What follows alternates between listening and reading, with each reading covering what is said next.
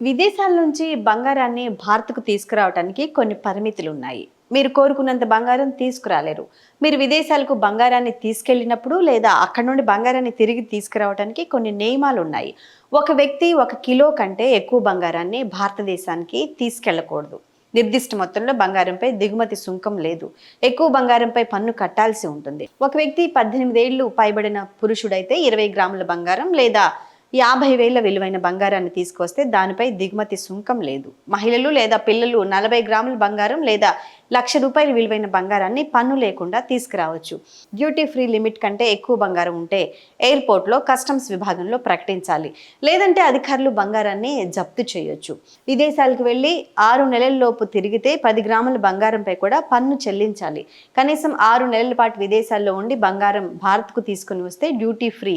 ఇక్కడ పరిమితికి మించి బంగారం ఉంటే డ్యూటీ ఫ్రీ లేదు, పన్ను చెల్లించాలి.